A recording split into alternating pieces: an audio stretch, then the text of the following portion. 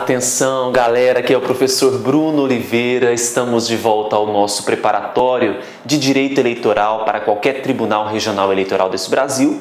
E a nossa aula de hoje, ela tratará sobre elegibilidade. Então, quando eu falo de elegibilidade, nós vamos, nesse primeiro bloco, então, trabalhar com as condições de elegibilidade, os requisitos previstos na Constituição Federal, não é? E depois nós vamos observar, obviamente, aquilo que tange às condições de inelegibilidade. Então, primeiramente, nós faremos um apanhado do que são as condições de elegibilidade, resolveremos uma série de questões acerca desse assunto para você não poder errar nenhuma questão na sua prova. Obviamente, as condições de elegibilidade, elas estão previstas na Constituição Federal. Então, para isso, você precisa ter em mãos a Constituição Federal de 1988, artigo 14, parágrafo 3º, é o objeto pelo qual nós vamos centrar os nossos estudos, não é? Bem, então, olha só, quando nós falarmos de elegibilidade, então nós vamos criar um quadro agora para a gente poder retratar esse assunto. Então, vemos aqui elegibilidade. Quando eu falo de elegibilidade, o primeiro ponto que nós temos que lembrar é uma diferença que existe entre uma teoria clássica e uma teoria do professor Adriano, que é um alagoano que entende de uma forma diferente as condições de elegibilidade. Bem, a questão, a visão da chamada teoria clássica,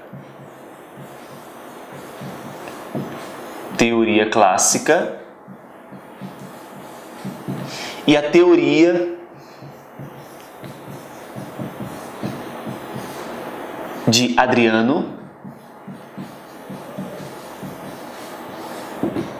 ele considera, nessa teoria clássica, que é a teoria adotada recentemente pelo TSE e Supremo Tribunal Federal, que as condições de elegibilidade estarão previstas em lei ordinária, enquanto que as condições de inelegibilidade somente previstas em lei complementar. Isso já foi objeto de prova. Então veja, condições de elegibilidade previstas em lei ordinária, enquanto as condições de inelegibilidade previstas em lei complementar. Até porque, quando a gente observa a previsão do artigo de número 14, parágrafo 9º da Constituição Federal, a gente observa o seguinte: uma lei complementar estabelecerá outros casos de inelegibilidade. E a lei complementar que estabelece as condições de inelegibilidade que estudaremos em nossas aulas é a Lei Complementar 64 de 90, que houve, obviamente, atualização pela Lei Complementar 135 de 2010. Tá? Então, as condições de inelegibilidade previstas em lei complementar e as condições de elegibilidade previstas em lei ordinária.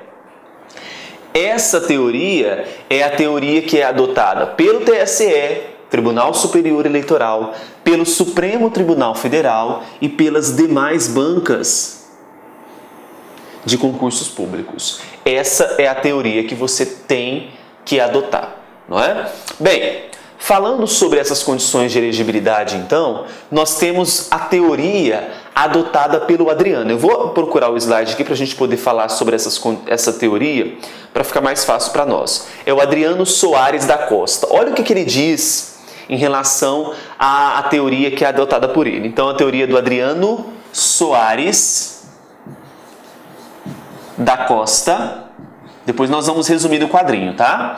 Ele diz assim: as condições de elegibilidade previstas no parágrafo 3º do artigo 14 da Constituição Federal e as causas de inelegibilidade previstas nos parágrafos seguintes do mesmo artigo seriam equivalentes, o que denotaria a necessidade de lei complementar para a regulamentação dos dispositivos no referido parágrafo 3º do artigo 14 e não constitucional, que dispõe que outros casos de inelegibilidade e os prazos de sua cessação deverão ser estabelecidos tão somente por lei complementar. Então veja, ele considera, portanto, que as condições de elegibilidade também serão previstas em lei complementar. Então, Adriano Soares da Costa estabelece que as condições de elegibilidade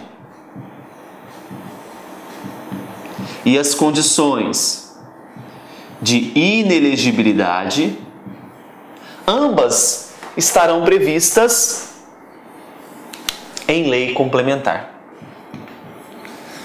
Então, qual é a teoria adotada hoje pelos nossos órgãos superiores, né? Tribunal Superior Eleitoral, Supremo Tribunal Federal, e inclusive as bancas de concursos públicos? A teoria adotada é justamente que as condições de elegibilidade estarão previstas em lei ordinária, enquanto as condições de inelegibilidade estarão previstas em lei complementar. Bem, aqui a previsão do artigo 14, parágrafo 9º, as condições de elegibilidade, artigo 14, parágrafo 3º da Constituição Federal. Bem, visto qual teoria que nós vamos utilizar, então nós temos aqui a teoria clássica, não é? Onde é adotada pelo TSE, pelo STF e pelas bancas de concursos públicos, e é uma teoria que é muito cobrada em prova, tá? Você encontrará a previsão em várias provas espalhadas pelo país. Muito bem. Visto isso, nós podemos entender agora a existência de uma diferença entre elegibilidade e inelegibilidade. É claro que o tema inelegibilidade não será matéria do nosso primeiro bloco, né? O que nós vamos observar é o seguinte: existe uma diferença entre capacidade eleitoral. Capacidade eleitoral. Eu tenho a capacidade eleitoral ativa e a capacidade eleitoral passiva. Bem, o que vem a ser a capacidade eleitoral ativa? A capacidade eleitoral ativa é o direito de votar, direito de propor ação popular, direito de votar em plebiscitos, referendos, de propor iniciativa popular, não é? Então, a capacidade eleitoral ativa está relacionada ao direito de votar. Aí vou colocar aqui, ó, participar. Direito, né, de entrar com ação popular. Direito de propor iniciativa popular. Iniciativa popular. Direito de participar de plebiscitos, referendos e iniciativas populares. Por outro lado, nós temos a capacidade eleitoral passiva. A capacidade eleitoral passiva se relaciona ao direito de ser votado. Esse direito de ser votado, ele está relacionado às condições estabelecidas pela Constituição Federal para que eu, Bruno, possa ser um candidato. Então, o direito de ser votado está relacionado às condições de elegibilidade.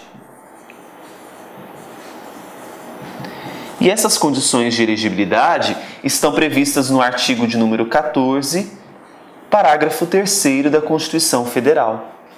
Bem, para que eu possa me tornar candidato, eu preciso obedecer aos requisitos de elegibilidade. E esses requisitos de elegibilidade, eles deverão ser obedecidos de forma cumulativa. De forma cumulativa. Eu não posso, por exemplo, deixar de obedecer a um requisito, mas os outros, por exemplo, eu preencho a todos, mas um deles não. Não pode. Para eu me tornar um candidato, eu preciso preencher a todas as condições de elegibilidade. Não posso deixar nenhuma de fora. Por isso que tem que ser exercidos de forma cumulativa, né? Bem, nós podemos chamar também esse direito de ser votado de direito positivo ou negativo. Direito positivo, eu vou me relacionar aquelas condições que permitem eu me tornar candidato.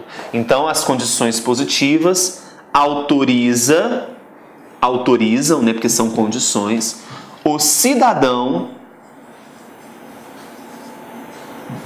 a se tornar um candidato.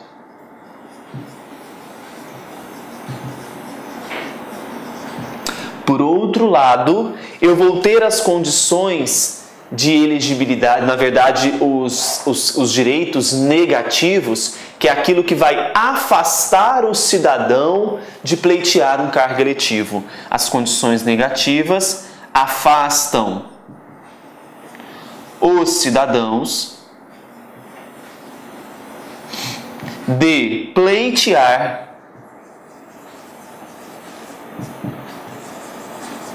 um cargo eletivo. Então, a palavra mágica aqui é o seguinte: enquanto no direito positivo eu tenho uma autorização para se tornar um candidato, nos direitos negativos eu vou ter um afastamento desse direito. Então, autoriza, enquanto no negativo, afasta. E você vai ver essa presença nas provas, essas expressões. Direito positivo, direito negativo, capacidade eleitoral ativa, capacidade eleitoral passiva. A questão da teoria clássica, como que é obedecida hoje a previsão em lei complementar das condições de inelegibilidade, que é uma teoria que é adotada pelo Supremo Tribunal Federal e pelo Tribunal Superior Eleitoral. Tá certo? Muito bem. Visto essa introdução, vamos agora passar para o estudo das condições de elegibilidade, que são as condições que você vai ler aí para a gente no artigo de número 14, parágrafo 3º da Constituição Federal. Então você vai anotar aqui agora condições de elegibilidade, ou melhor dizendo, requisitos.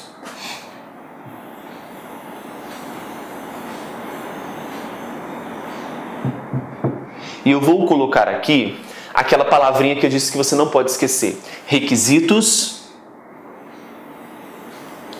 cumulativos. Obviamente, todas as condições de elegibilidade deverão ser preenchidas. Nenhuma delas, nenhuma, poderá ficar de fora, não é? Bem, a previsão das condições de elegibilidade, artigo de número 14, parágrafo 3º da Constituição Federal de 1988. E quando nós observamos as condições de elegibilidade, requisitos necessários para eu me tornar um candidato, o primeiro requisito a ser preenchido é o alistamento eleitoral. Então, olha, primeiro requisito, alistamento eleitoral. O alistamento eleitoral, nós sabemos que nós teremos aquelas que serão de forma obrigatória e aqueles que serão facultativos. Obrigatoriamente, o alistamento eleitoral, ele é cabível aos maiores de 18 anos e menores de 70. Então, coloque aí, obrigatório maiores de 18 e menores de 70 anos. Temos o alistamento eleitoral facultativo. O alistamento eleitoral facultativo, ele caberá aos maiores de 16 anos e menores de 18 anos, aos analfabetos e também aos maiores de 70 anos. Por sua vez, eu tenho ainda aquela condição de alistamento eleitoral que é vedada. Então, nós temos as vedações.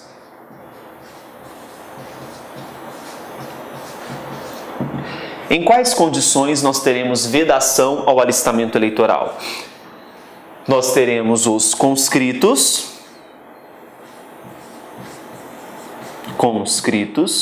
e os estrangeiros. Esses conscritos e esses estrangeiros, eles receberão um nome pela Lei Complementar 64 de 90 e pela própria Constituição Federal de inalistáveis.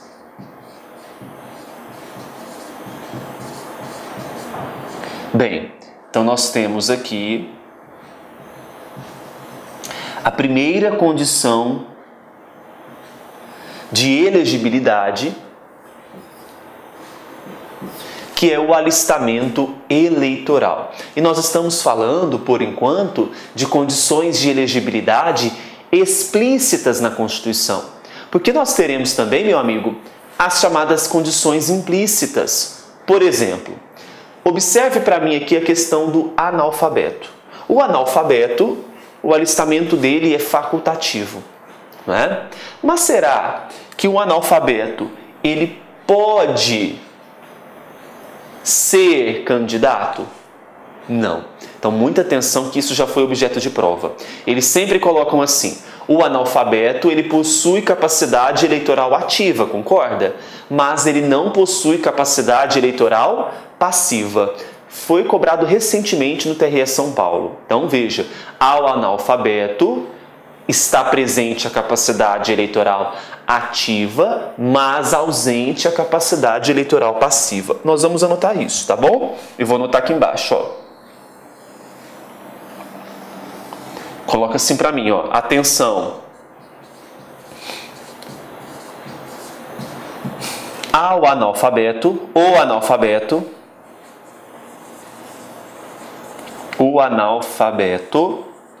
possui capacidade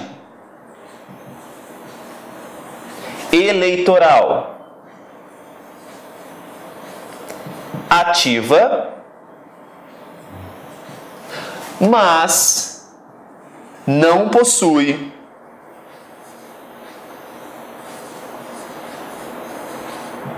capacidade eleitoral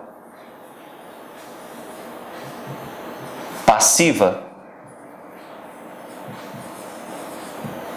Então, o analfabeto possui capacidade eleitoral ativa, mas não possui capacidade eleitoral passiva. E essa condição de alfabetização é uma condição implícita na Constituição.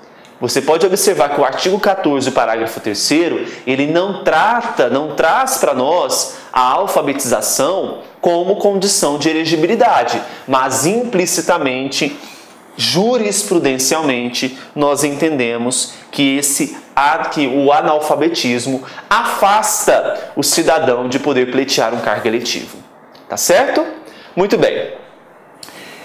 Nós tínhamos, você pode observar, que nós temos o Tiririca, né? O Tiririca, quando ele foi eleito, surgiu um embate em relação à sua alfabetização. Então, o Tribunal Superior Eleitoral, quando há essa denúncia de que um candidato ele é analfabeto, ele tem que promover um teste esse teste será feito a esse candidato.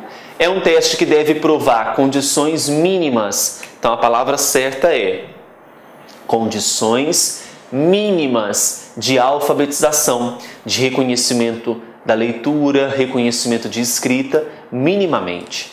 Não é? Então, esse teste ele é feito, não poderá ser um teste que vai ofender a honra e a imagem do candidato.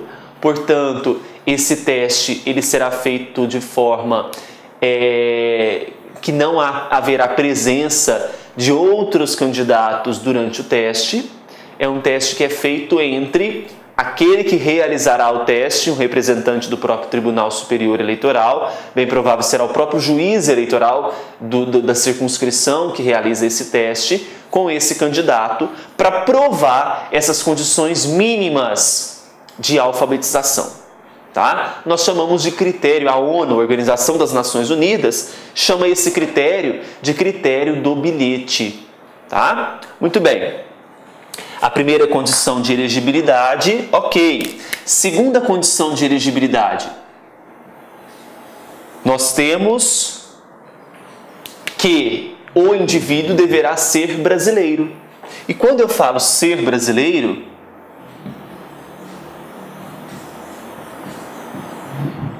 eu estou falando de ser brasileiro nato ou naturalizado. Não é? Então veja, ser brasileiro nato ou naturalizado é condição de elegibilidade. É claro que eu terei hipóteses, cargos privativos de brasileiros natos, que estão previstos no artigo de número 12 da Constituição Federal. Quais são esses cargos privativos de brasileiros natos? Presidente e vice, presidente da Câmara dos Deputados, presidente do Senado Federal, ministro do STF, oficial das Forças Armadas, aquele que estiver exercendo carreira diplomática, ministro de Estado de Defesa, ministro de Estado de Defesa. Então nós temos aqui cargos que serão privativos de brasileiros natos. Os demais cargos poderão ser brasileiros naturalizados. Eu tenho uma exceção para os portugueses. Bom, nós temos um tratado que foi assinado no ano de 2000, Tratado da Amizade, Cooperação e Consulta entre dois países, Brasil e Portugal. Então veja só, os portugueses, eles que pertencem, eles possuem os direitos políticos no Brasil, eles poderão participar, eles terão condições de elegibilidade, né, equiparados ao brasileiro, exceto o brasileiro nato. Então, eles terão direitos equiparados aos brasileiros naturalizados. Portanto, eles não podem concorrer ao cargo de presidente da República, presidente da Câmara dos Deputados, aqueles cargos que estão previstos aqui no artigo 12 da Constituição. Então, você vai anotar aqui, não é, que nós temos, olha, portugueses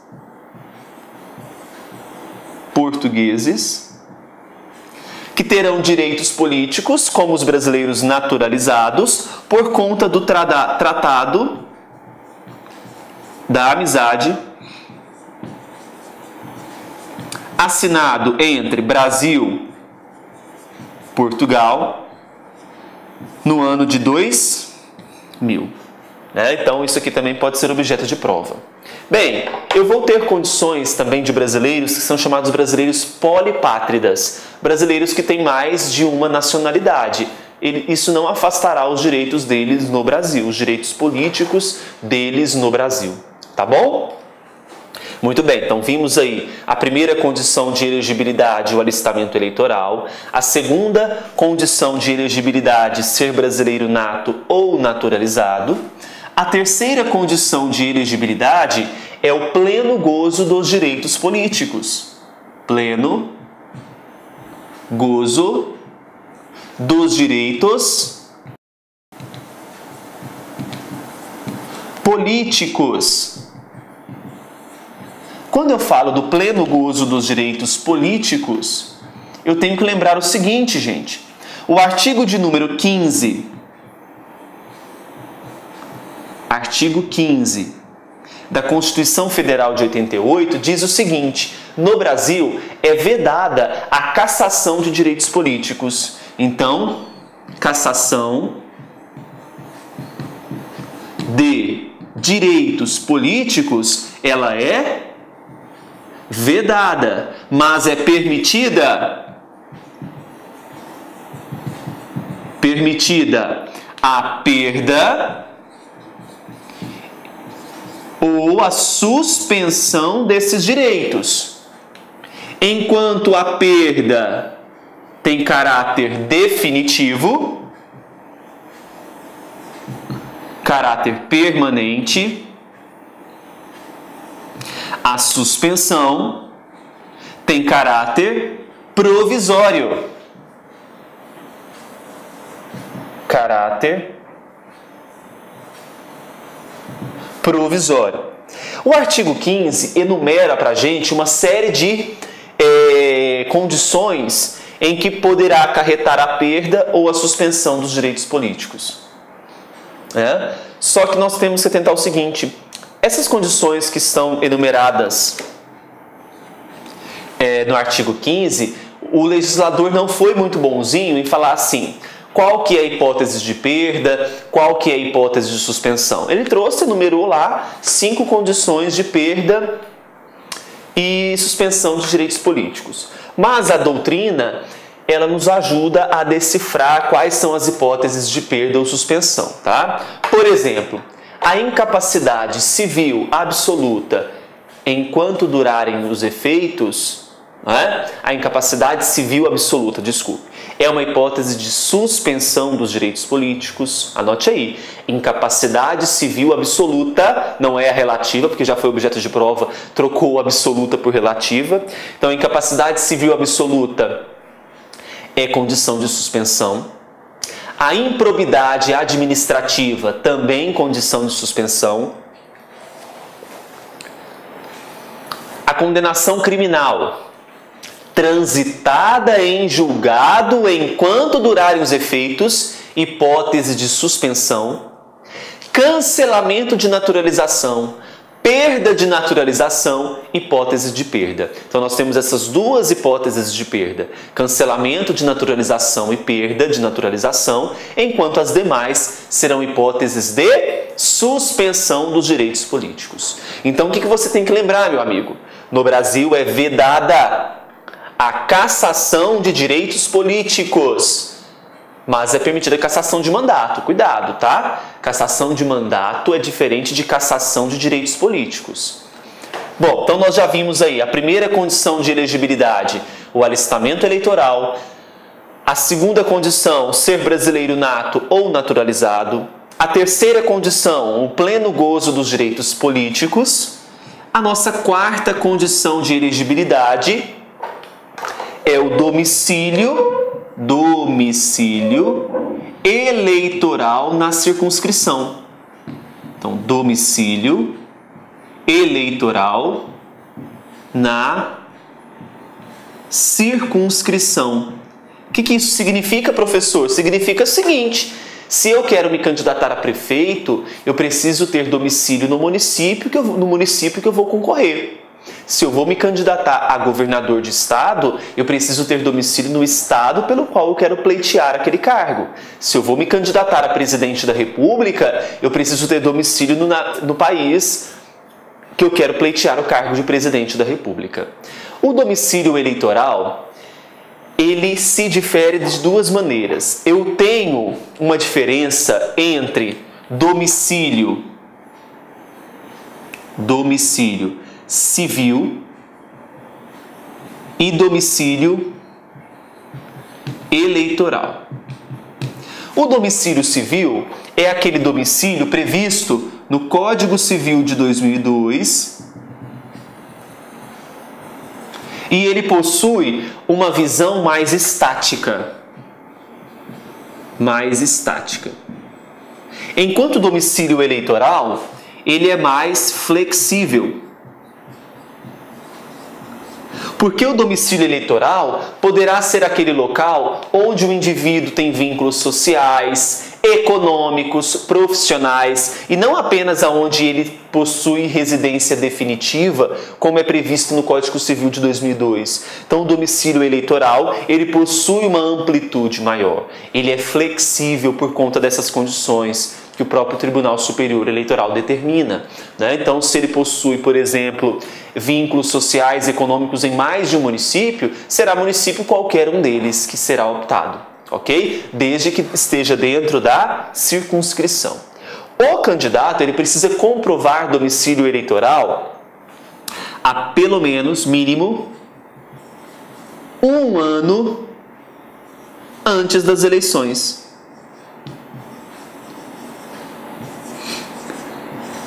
Então, ele precisa provar que tem domicílio eleitoral. Olá, meus amigos, sou o professor Luiz e estou aqui para fazer um convite muito especial.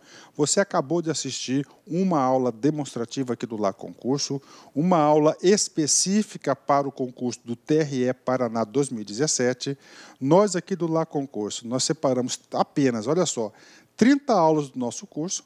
Este curso nós vamos perfazer aí mais de 130 aulas para vocês, ó. Mais de 130 aulas, nós separamos apenas 30 aulas do nosso curso e colocamos como demonstração no YouTube para que você aí avalie a qualidade do nosso curso. O nosso curso completaço do Lá Concurso TRE Paraná 2017 por apenas 10 mensalidades de R$20. É isso mesmo, 10 mensalidades de R$20. Você vai ter um curso completaço com esses professores que você acabou de assistir. Gente, melhor custo-benefício da internet e espero vocês aqui no LAC. Forte abraço, fique com Deus. Tchau, tchau. Clique LAC.